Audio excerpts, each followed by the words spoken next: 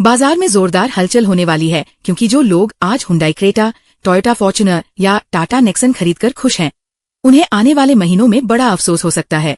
साल 2026 भारतीय automobile sector के लिए एक ऐसा तूफान लेकर आ रहा है जो अब तक के सभी रिकॉर्ड तोड़ सकता है। करीब 15 बिल्कुल नई कारें भारत में लॉन्च होने वाली है। यहाँ किसी फेसलिफ्ट या पुराने मॉडल की बात नहीं हो रही है। एक ऐसी एसयूवी एंट्री करने वाली है जो फॉर्च्यूनर को सीधी टक्कर देगी और उसे कमजोर बना सकती है। वहीं हुंडई भी ऐसा बड़ा धमाका करने की तैयारी में है जो टाटा की गाड़ियों और नेक्सन को कड़ी चुनौती देगा। लेकिन सबसे बड़ा सरप्राइज आपको आखिर में मिलेगा जब टाटा मोटर्स का वो सच सामने आएगा जिसे कंपनी अब तक छुपाने में लगी हुई है। चलिए सबसे पहले बात करते हैं उस दानव की जिसने टोयोटा फॉर्च्यूनर के मालिकों की नींद उड़ा दी है, निसान पेट्रोल। ये लगभग तय है और कंपनी ने आधिकारिक चल होने वाली है क्योंकि जो लोग आज हुंडई क्रेटा, टोयोटा फॉर्च्यूनर या टाटा नेक्सन खरीदकर खुश हैं, उन्हें आने वाले महीनों में बड़ा अफसोस हो सकता है। साल 2026 भारतीय ऑटोमोबाइल सेक्टर के लिए एक ऐसा तूफान लेकर आ रहा है जो अब तक के सभी रिकॉर्ड तोड़ सकता है। करीब 15 बिल्कुल नई कारें भारत में लॉन्च होने वाली है। यहाँ किसी फेसलिफ्ट या पुराने मॉडल की बात नहीं हो रही है। एक ऐसी एसयूवी एंट्री करने वाली है जो फॉर्च्यूनर को सीधी टक्कर देगी और उसे कमजोर बना सकती है। वहीं हुंडई भी ऐसा बड़ा धमाका करने की तैयारी में है जो टाटा की गाड़ियों और नेक्सन को कड़ी चुनौती देगा। लेकिन सबसे बड़ा सरप्राइज आपको आखिर में मिलेगा जब टाटा मोटर्स का वो सच सामने आएगा जिसे कंपनी अब तक छुपाने में लगी हुई है। चलिए सबसे पहले बात करते हैं उस दानव की जिसने टोयोटा फॉर्च्यूनर के मालिकों की नींद उड़ा दी है, निसान पेट्रोल। ये लगभग तय है और कंपनी ने आधिकारिक तौर पर संकेत दिया है कि ये अब भारत में आने वाली है।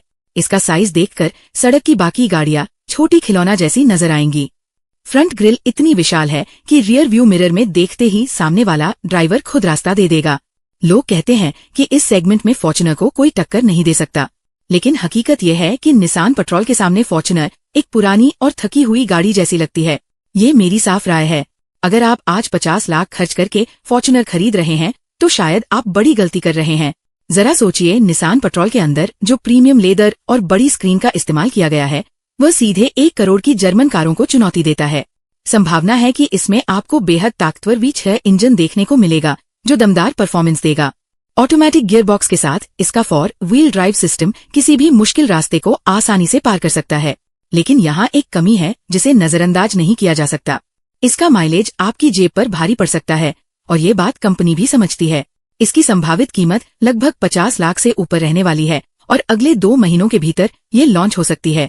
आप क्या पसंद करेंगे, पुरानी टोयोटा फॉर्च्यूनर या नई निसान पेट्रोल? कमेंट में बताइए और अगर आप असहमत हैं तो अपनी राय जरूर दीजिए।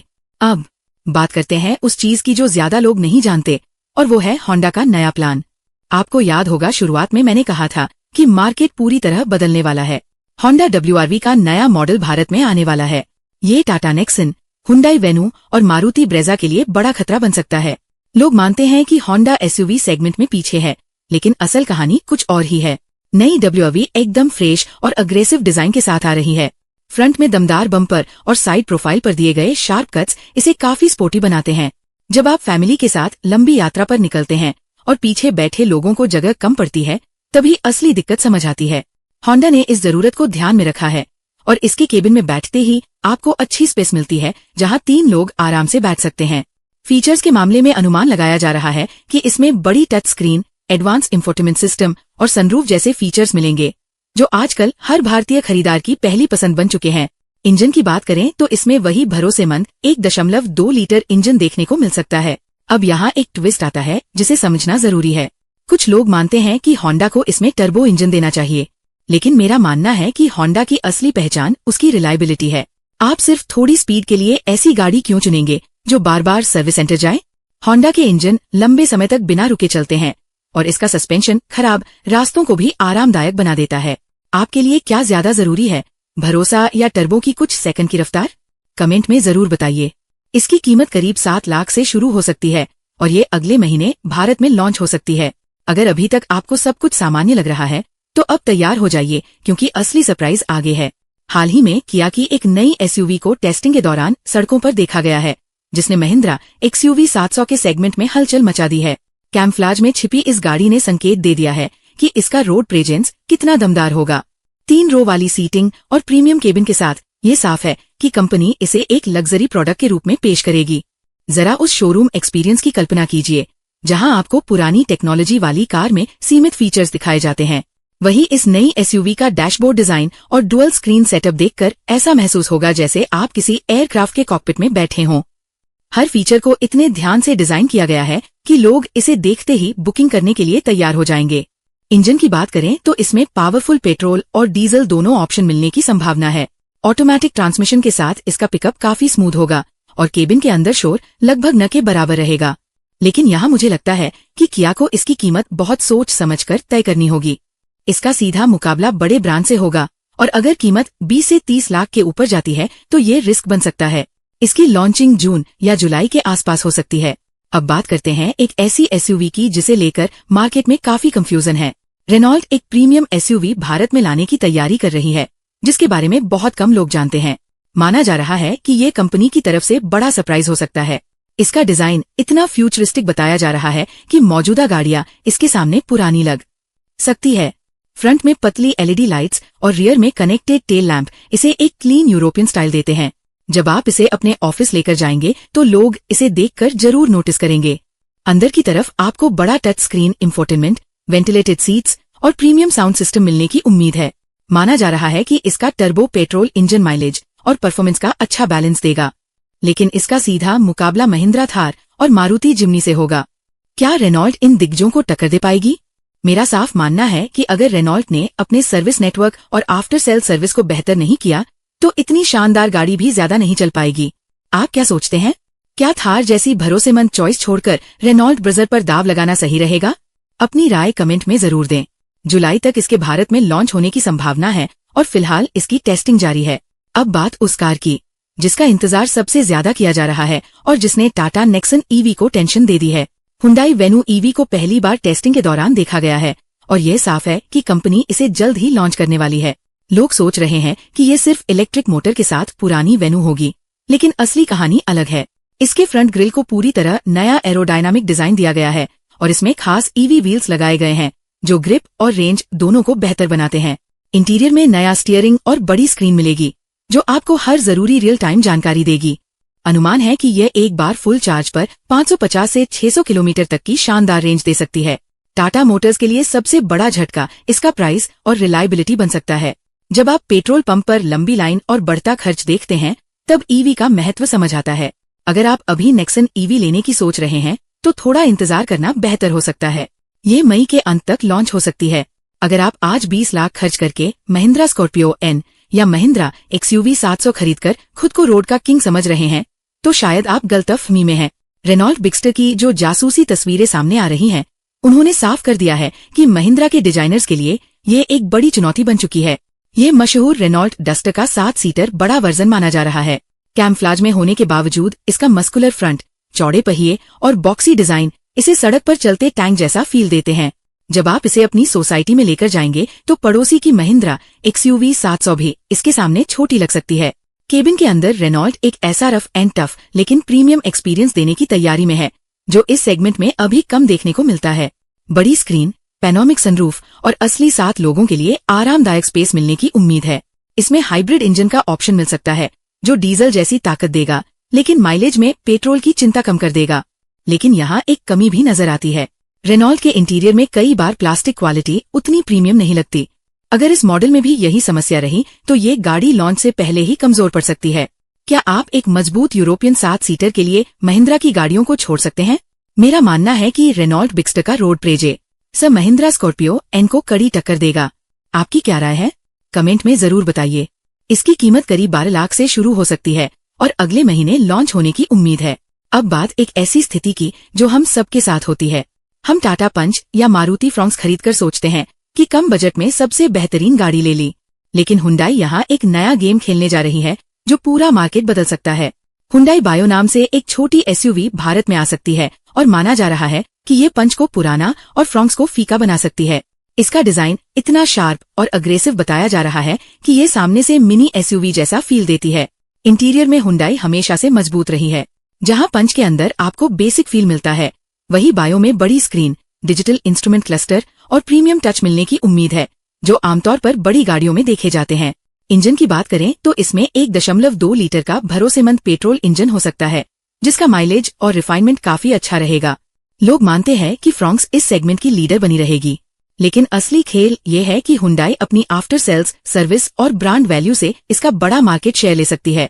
ये कार जुलाई तक लॉन्च हो सकती है और इसकी कीमत करीब 5 से 6 लाख से शुरू होने की संभावना है। अब बात उस चीज की जो ज्यादा लोग नोटिस नहीं कर रहे। स्कोडा ने अपनी नई एसयूवी से ध्यान खींच लिया है, लेकिन असली खिलाड़ी अभी पर्दे के पीछे है। वॉल्क्सवैगन अपनी नई कार पर काम कर रही है और संभावना है कि ये स्कोडा के मॉडल का ज्यादा प्रीमियम और स्पोर्टी वर्जन होगी। इस ब्रांड के खरीदार हमेशा एक चीज चाहते हैं, जर्मन बिल्ड क्वालिटी और दमदार परफॉर्मेंस। जब आप हाईवे पर 120 की स्पीड से चलते हैं, तब मारुति या टाटा जितना कॉन्फिडेंस नहीं दे पाते, उतना वॉल्क्सवैगन का चेसिस और सस्पेंशन देता है। इसका फ्रंट डिजाइन वॉल्क्सवैगन टैगुन से इंस्पायर्ड हो सकता है, जो इसे एक मैच्योर और प्रीमियम लुक देगा। इसमें 1.0 लीटर टर्बो पेट्रोल इंजन मिलने की संभावना है, जिसका पिकअप इतना शानदार होता है कि ओवरटेक करते समय ज्यादा सोचना नहीं पड़ता। लेकिन यहाँ मेरा साफ कहना है कि अगर वॉल्क्सवैगन ने इसकी सर्विस कॉस्ट और स्पेयर पार्ट्स को किफायती नहीं बनाया, तो ये गाड़ी सिर्फ कार लवर्स तक सीमित रह जाएगी। आम भारतीय फैमिली इसे खरीदने से हिचकेगी। इसकी कीमत लगभग 10 लाख के आसपास हो सकती है और ये अगले महीने भारत में एंट्री ले सकती है। अब जरा एक मिनट सोचिए, आप 20 लाख की नई हुंडई क्रेटा लेकर ट्रैफिक में खड़े हैं और आपके आसपास वही क्रेटा हर तरफ नजर आ रही है। कितना कॉमन और बोरिंग लगता है ना? निसान टेर्नो इसी बोरियत को खत्म करने के लिए वापस आ सकती है। इसे हाल ही में पुणे की सड़कों पर टेस्टिंग के दौरान देखा गया है। ये नई रेनॉल्ट डस्टर के प्लेटफॉर्म पर आधारित होगी, लेकिन निसान ने इसे ज्यादा मस्कुलर और फ्यूचरिस्टिक डिजाइन देने की कोशिश की है, जो क्रेटा के सॉफ्ट लुक को सीधी चुनौती देगा। जो लोग मानते हैं कि क्रेटा को कोई टक्कर नहीं दे सकता, वो शायद भूल रहे हैं कि इसमें रेनॉल्ट निसान का मजबूत सस्पेंशन सेटअप मिलेगा, जो खराब सड़कों को भी आसानी से हैंडल कर सकता है। जासूसी तस्वीरों से ये भी संकेत मिला है कि इसके बेस वेरिएंट में भी कई जरूरी फीचर स्टैंडर्ड मिलेंगे। इसमें दमदार टर्बो पेट्रोल इंजन मिलने की उम्मीद है, लेकिन क्रेटा यूजर्स के लिए इस सबसे बड़ा सरप्राइज इसकी कीमत और एक खास फीचर हो सकता है, जिसके बारे में आखिर में खुलासा होगा। ये जुलाई तक लॉन्च हो सकती है। अब बात करते हैं उन लोगों की जो फैमिली के साथ लंबी यात्रा करना चाहते हैं। जब 7 लोग ट्रिप पर निकलते हैं, तो कई बार मारुति अर्टिगा में पीछे बैठने वालों को दिक्कत होती है और सामान रखने की जगह भी कम पड़ जाती है। ऐसे में होंडा BRV का नया 7 सीटर मॉडल एक मजबूत विकल्प बनकर आ सकता है।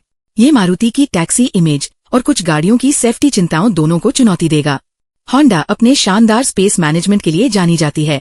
इस गाड़ी की तीसरी लाइन में बैठने पर भी आपको असली स्पेस मिलेगा, सिर्फ नाम के लिए सीट्स नहीं होंगी। इंटीरियर में premium leather, smooth automatic transmission और 1.5 लीटर का साइलेंट पेट्रोल इंजन मिलेगा, जो लंबे समय तक भरोसेमंद परफॉर्मेंस देता है। मेरा मानना है कि जो लोग अभी अर्टिगा बुक कर रहे हैं, वे इस नए मॉडल को देखकर अपना फैसला बदल सकते हैं। लेकिन सवाल यह है, क्या होंडा इसे सही कीमत पर लॉन्च कर पाएगी? क्या आप मारुति की भरोसेमंद फैमिली कार को चुनेंगे या होंडा की प्रीमियम 7 सीटर को? अपनी राय कमेंट में जरूर बताइए। अब यहाँ से गेम पूरी तरह बदलने वाला है। जो लोग आंख बंद करके मारुति या किया की गाड़ियां खरीद रहे हैं और सोचते हैं कि 7 सीटर सेगमेंट में ज्यादा विकल्प नहीं है, उनके लिए आने वाला समय सरप्राइज से भरा होगा। उन्हें हुंडई स्टारगेजर का असली सच नहीं पता। हुंडई इस दमदार MPV को भारत में उतारने की तैयारी कर रही है। इसका फ्यूचरिस्टिक डिजाइन ऐसा लगता है जैसे कोई स्पेसशिप सड़क पर दौड़ रहा हो। जब आप किया कैरेंस में बैठते हैं तो सस्पेंशन थोड़ा सख्त महसूस होता है, लेकिन स्टारगेजर में हुंडई की वही सॉफ्ट राइड क्वालिटी मिलेगी जो खराब रास्तों को भी स्मूथ बना देती है। केबिन के अंदर आपको लाउंज जैसा कंफर्ट मिलेगा और तीसरी लाइन में भी वयस्क आराम से बैठ सकेंगे, सिर्फ बच्चों के लिए नहीं। लेकिन यहाँ मेरा सीधा सवाल है, अगर हुंडई इसकी कीमत कैरेन से 1 लाख भी ज्यादा रखती है, तो क्या भारत का प्राइस सेंसिटिव ग्राहक इसे अपनाएगा? मेरा मानना है कि स्टारगेजर को मारुति अर्टिगा के मार्केट को तोड़ने के लिए आक्रामक प्राइसिंग करनी पड़ेगी। दिवाली तक इसके लॉन्च होने की संभावना है और इसकी कीमत करीब 8 लाख से शुरू हो सकती है। और जब बात प्राइस वॉर की हो रही है, तो होंडा ZR-V को कैसे नजरअंदाज किया जा सकता है? ये SUV हुंडई क्रेटा और टाटा हरियर के बीच के उस गैप को भरने आ रही है जहां ग्राहक अक्सर कंफ्यूज रहता है। जासूसी तस्वीरों से साफ संकेत मिलते हैं कि ये होंडा की सबसे प्रीमियम SUV में से एक हो सकती है। इसका डिजाइन क्रेटा की तरह सीधा साधा नहीं बल्कि ज्यादा स्पोर्टी है, जिसमें स्लोपिंग रूफलाइन दी गई है जो इसे स्पोर्ट्स कार जैसा फील देती है। अंदर बैठते ही आपको वही हाई क्वालिटी एक्सपीरियंस मिलेगा जिसके लिए होंडा जानी जाती है, लेकिन असली खेल इसके इंजन में है। उम्मीद है कि इसमें हाइब्रिड टेक्नोलॉजी मिलेगी जो होंडा सिटी से भी ज्यादा पावरफुल होगी। इसका मतलब है कि शहर में आपको 20-22 kmpl तक का रियल वर्ल्ड माइलेज मिल सकता है और हाईवे पर दमदार परफॉर्मेंस। जो लोग आज 22 लाख में क्रेटा खरीद रहे हैं, वे ZR-V का केबिन देखकर जरूर सोचेंगे कि उन्होंने जल्दी फैसला ले लिया। ये SUV भी दिवाली तक लॉन्च हो सकती है। अब इस नाम को याद कर लीजिए, क्योंकि ये महिंद्रा थार और मारुति जिम्नी के मालिकों का कॉन्फिडेंस हिलाने आ रहा है। AMG jet T2। ये एक बॉक्सी, दमदार और असली ऑफ रोडर है जो सड़क पर आते ही सबका ध्यान खींचेगा। इसका लुक लैंड रोवर डिफेंडर से प्रेरित लगता है और इसके बड़े टायर्स इसे और भी पावरफुल बनाते हैं। जो लोग थार का इंतजार कर रहे हैं, उन्हें इस गाड़ी का केबिन जरूर देखना चाहिए। जहां थार में अभी भी बेसिक यूटिलिटी फील मिलता है, वही जेट T2 के अंदर लग्जरी टच, बड़ी स्क्रीन और एविएशन स्टाइल गियर लीवर मिलेगा। मेरा मानना है कि अगर AMG मोटर ने इसे सही कीमत पर लॉन्च किया तो लोग थार छोड़कर इस लग्जरी ऑफरोडर की तरफ शिफ्ट हो सकते हैं। महिंद्रा की बात हो रही है तो उनके फ्यूचर प्लान को भी समझ लीजिए। महिंद्रा विजन S, X और T कॉन्सेप्ट पर तैयार नई इलेक्ट्रिक गाड़ियां 2026 के बीच तक मार्केट में एंट्री कर सकती है। कंपनी का कहना है कि ये गाड़ियां बॉर्न इलेक्ट्रिक प्लेटफॉर्म पर बनी हैं, यानी ये किसी पेट्रोल मॉडल से कन्वर्ट नहीं हुई है, बल्कि शुरू से ही EV के रूप में डिजाइन की गई है। चौड़ी स्क्रीन, लाउंज जैसी सीटिंग और फ्यूचरिस्टिक स्टीयरिंग इन्हें किसी साइंस फिक्शन मूवी की कार जैसा लुक देते हैं। माना जा रहा है कि इनकी रेंज 500 किलोमीटर से ज्यादा हो सकती है। लेकिन यहाँ मेरा साफ ओपिनियन है, महिंद्रा कॉन्सेप्ट दिखाने में काफी आगे रहती है, लेकिन जब असली प्रोडक्शन आता है तो कई फीचर्स हटा दिए जाते हैं और डिलीवरी में भी देरी होती है। क्या आप इन कॉन्सेप्ट्स पर भरोसा करके अपनी खरीदारी टालेंगे? ये थोड़ा रिस्की फैसला हो सकता है। अब आते हैं उस पॉइंट पर जिसका इंतजार आप शुरुआत से कर रहे थे। टाटा मोटर्स की आने वाली टाटा कर्वी को लेकर जो चर्चा चल रही है वो पूरी तरह सही नहीं है। बहुत लोग मान रहे हैं कि इसका 7 सीटर वर्जन आएगा और महिंद्रा XUV 700 का मार्केट खत्म कर देगा। लेकिन इंडस्ट्री रिपोर्ट्स के मुताबिक अभी इसका 7 सीटर वर्जन लॉन्च नहीं हो रहा। ये पहले एक 5 सीटर प्रीमियम इलेक्ट्रिक मॉडल के रूप में आएगी। ये उन लोगों के लिए झटका है जो इसे टाटा सफारी का रिप्लेसमेंट मान रहे थे। लेकिन यहाँ एक बड़ा ट्विस्ट है, इस कार में EV, CNG और AWD जैसे ऑप्शंस का कॉम्बिनेशन मिल सकता है जो भारत में अभी तक नहीं देखा गया। अगर आपको माइलेज चाहिए तो CNG, साइलेंट पावर के लिए EV और ऑफरोडिंग के लिए AWD। ये एक स्मार्ट स्ट्रैटेजी है। सबसे पहले इसका EV वर्जन आएगा, उसके बाद बाकी ऑप्शन लॉन्च हो सकते हैं। अब सबसे बड़ा सवाल, क्या आपको आज कार खरीदनी चाहिए या इंतजार करना चाहिए? मेरा सीधा जवाब है, अगर आप 20 लाख से ऊपर की कार अभी खरीद रहे हैं और वह पुरानी जनरेशन की है तो आप वैल्यू मिस कर सकते हैं। 2026 में मार्केट तेजी से बदल रहा है।